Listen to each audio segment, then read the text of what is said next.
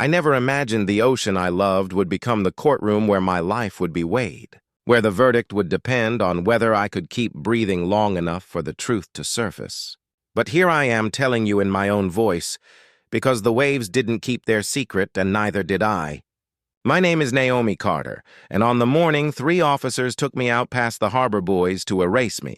The Atlantic looked like hammered blue metal, and the gulls sounded like laughter that hadn't picked a side yet. And if you want to know how a black woman with calloused hands from research dives and salt-dried notebooks ended up in plastic cuffs at the stern of a patrol boat, it began the day I posted numbers that made money nervous and men in uniforms suddenly precise. I'm a marine biologist, but the job title doesn't say the half of it. I'm also stubborn. I read purchase orders like maps. I believe water remembers. And I refuse to pretend that dumping barrels of poison offshore becomes less deadly because it happens in the dark. For months, I'd been tracking a city vendor's little midnight pilgrimages, escorted by police security details, and the sonar plots, drone clips, and schedules lined up too clean to be coincidence. I made a thread, small at first, then loud, and it was like cracking a valve. The calls started, some with gratitude, some with warnings. One with a voice that sounded bored while telling me to be careful. Sweetheart, like this was flirtation instead of threat. And then the raid came for data tampering, the kind of charge that looks good on paper and doesn't stand up to daylight. But they didn't want court so much as cover. And that is how I found my wrists cinched and my body guided, politely, of course toward a boat that had no business leaving the slip. Sergeant Malloy handled the silence, Officer Tate handled the smirks, and a lieutenant named Riker wore his badge like a blade. They said they needed to clarify some things on the water, a phrase that made my stomach pitch before the boat even did. And by the time the channel markers fell behind like teeth and the coast was a rumor, Tate had switched to the second-person soft threats I've heard all my life. You people don't understand how the system works. You people always think the rules don't apply. You people make everything complicated. And every you people meant black, meant woman, meant out of place. Meant this is our ocean, not yours. I watched the horizon and counted breath to keep the rage from stealing the oxygen. And when the cabin door clicked open, Riker stepped out with courthouse shoes and a face from bureaucracy's family album. Scanned me in 2 seconds, decided I was a problem with a non-reportable solution, and gave a small nod like a man authorizing the deletion of a file. I know because that nod is what I saw again later on screens in rooms filled with strangers. The GoPro Tate had clipped to the aft rail for weekend fishing was still running, blinking its little red eye while evil did what evil does best, acted ordinary. "Do it," Riker said, and Tate obeyed with a shove that wasn't dramatic. Wasn't cinematic, wasn't anything but efficient. And then the sky became water, the air became knives, and the Atlantic closed over my head with the finality of a lid. Salt erupted behind my eyes and up my nose. Plastic cuffs tore lightning down my shoulders, a scream escaped as a string of bubbles. And when I opened my eyes, the light above me was a moving green ceiling, and below me the slow gray arc of something calculating traced a polite circle. Great white, curious, not yet committed. All the dives and lectures compressed into one command. Make yourself small data, not noise, and I stilled everything except the part of me that had to live. Knees bent, elbows tucked, measured kicks, eyes on the animal's angle. And even in the first terror, I remember a sentence my mother gave me at the inlet on Sundays. The ocean remembers who we are. Naomi, treat it like a witness. I needed a tool, a fulcrum to pry these cuffs off prayer by prayer. And the sea provided like it sometimes does when you're honest with it. A skein of kelp tangled around a rusted metal edge from somebody's forgotten dinghy. I twisted my wrists against that jagged mercy until skin split. Salt ignited nerves, and one tie popped with a sound I felt more than heard. Air roared back into me like a debt collector when I surfaced. The boat already turning small as a toy, laughter blown thin by distance, and the fin I'd seen below now cutting a wider mark like punctuation deciding where to land. There is a ledger in the body that keeps you from panic if you feed it tasks, so I gave it the list. Get hand-free, breathe in 4s, pick a point on the horizon, keep talking so you don't vanish from yourself. Naomi Carter, I am here, I told the water again and again, and the repetition felt like stitching, a rough seam between terror and action. A cooler drifted by like a gift, white, scarred, ridiculous, and I hooked my elbow through the handle. And blessed everyone who ever tied anything to anything, because inside a waterproof phone case with a dead phone blinked a living emergency. Beacon like a sleepy heartbeat. I ripped fabric from my shirt and lashed beacon to cooler and set off toward a buoy that didn't move because hope needs something that stays put.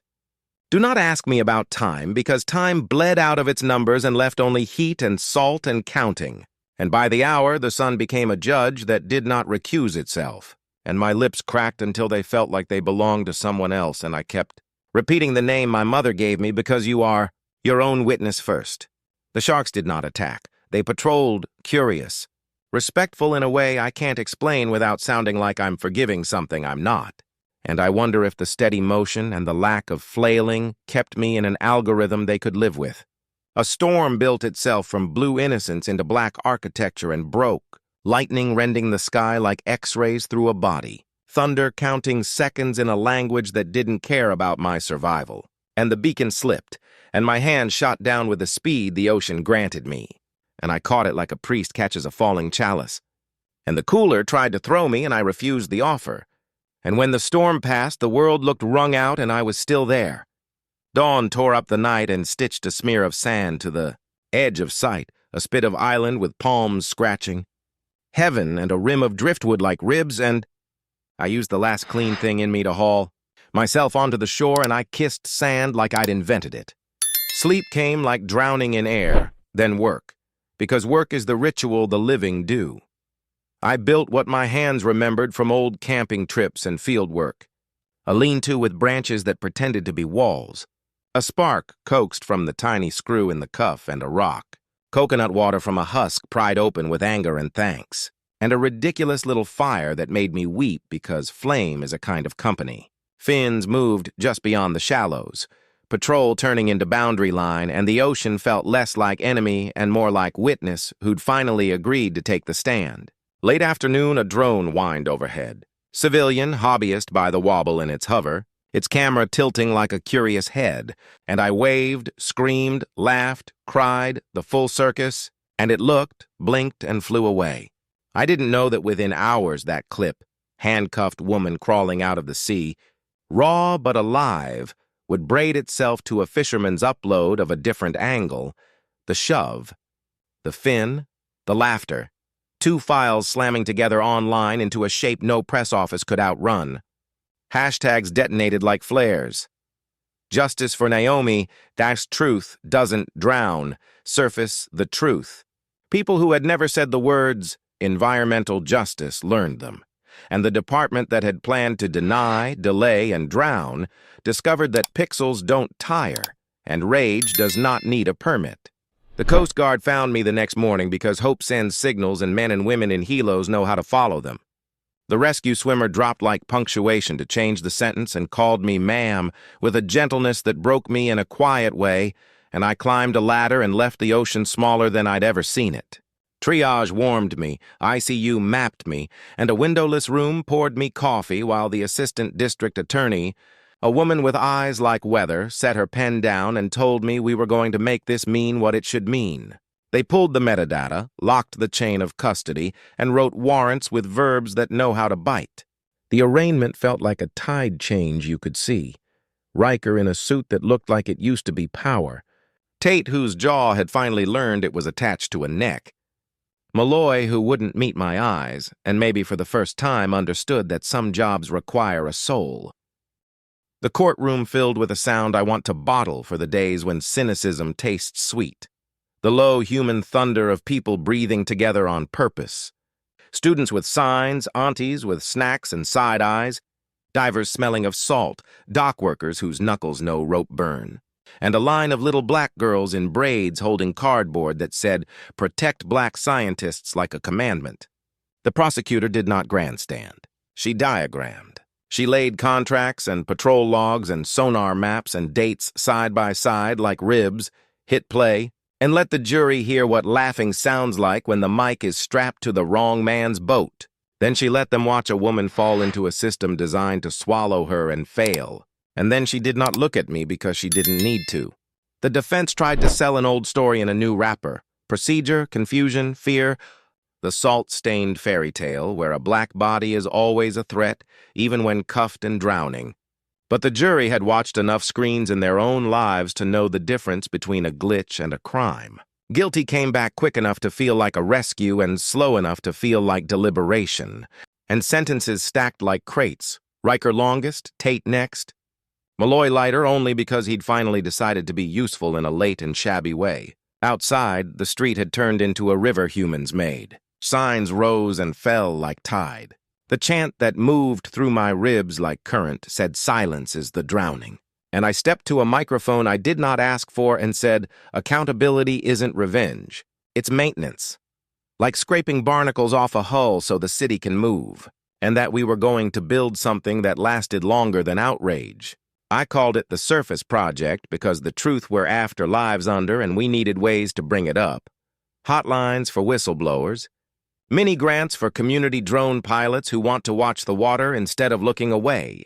Legal help for scientists who suddenly become defendants when their data offends a man with a contract.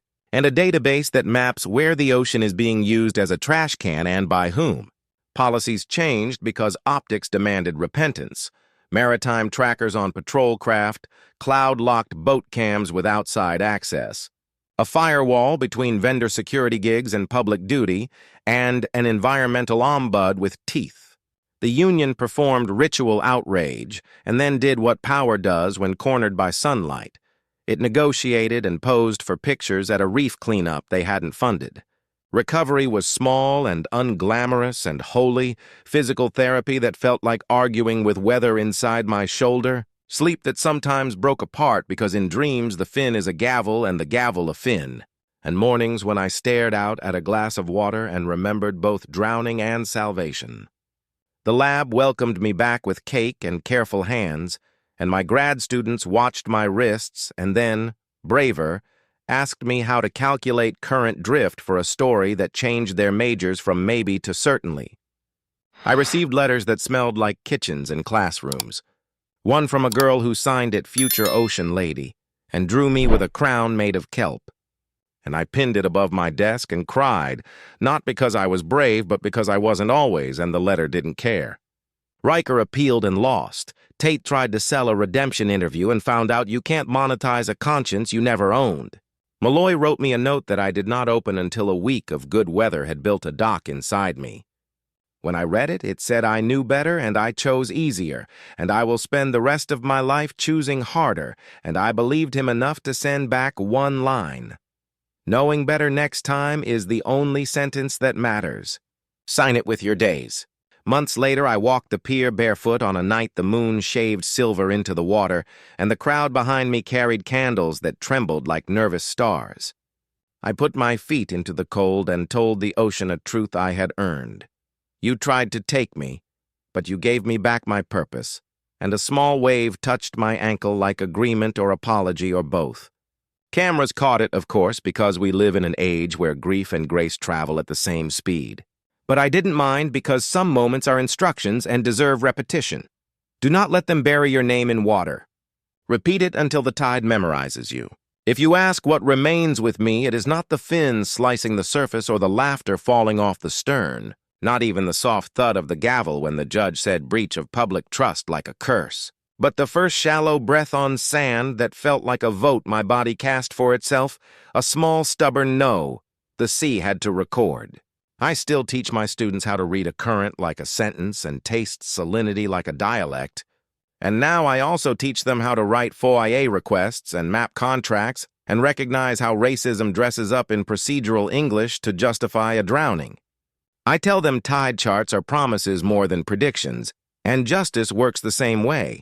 Late sometimes, messy often, faithful if we do our part. If you want to know what to do when you see a hand pushing someone under, here is the manual the ocean gave me. Grab the arm, shout until other arms grab too. Hit record, throw a rope, upload the truth. Testify even if your voice shakes and then show up again tomorrow with dry clothes and coffee because survival is a relay and none of us is supposed to sprint the whole distance alone. Cruelty thinks the ocean is a trash can. The ocean is a witness. You can try to drown a story, but it floats back up wearing evidence like barnacles and knocks against the hull of the city until even those who didn't want to know look down. I'm still here because water, for all its appetite, respects a stubborn heart. And because a stranger's drone paused long enough to see me, and because a rookie forgot to turn off a camera, and because a crowd learned my name and refused to let it sink. So if you repeat anything from this, repeat the sentence my mother gave me and I now give to you. The ocean remembers who we are. Remember it back. If you like this story, hit that like button, share your thoughts below, and subscribe for more stories.